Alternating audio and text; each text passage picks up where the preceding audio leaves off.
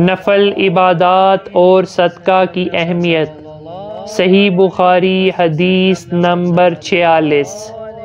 نجد والوں میں سے ایک شخص حضرت صلی اللہ علیہ وآلہ وسلم کے پاس آیا۔ سر پریشان یعنی بال بکھرے ہوئے تھے۔ ہم اس کی آواز کی بنبناہٹ سنتے تھے اور ہم سمجھ نہیں پا رہے تھے کہ وہ کیا کہہ رہا ہے، یہاں تک کہ وہ نزدیک آن پہنچا۔ جب معلوم ہوا کہ وہ اسلام کے بارے میں پوچھ رہا ہے، حضرت صلی اللہ علیہ وآلہ وسلم نے فرمایا کہ اسلام دن رات میں 5 نمازیں پڑھنا ہے۔ اس نے کہا، بس اس کے سوا تو اور کوئی نماز مجھ پر نہیں۔ آپ نے فرمایا، نہیں، مگر تو نفل پڑھے تو اور بات ہے۔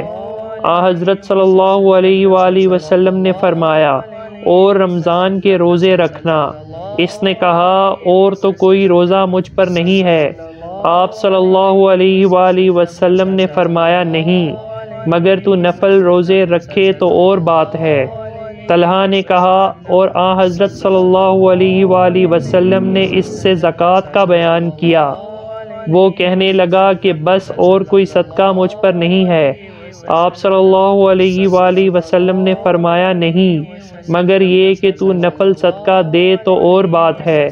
راوی نے کہا، پھر وہ شخص پیٹھ موڑ کر چلا، یوں کہتا جاتا تھا، قسم خدا کی، میں نہ اس سے بڑھاؤں گا نہ گھٹاؤں گا۔ حضرت صلی اللہ علیہ وآلہ وسلم نے فرمایا، اگر یہ سچا ہے تو اپنی مراد کو پہنچ گیا۔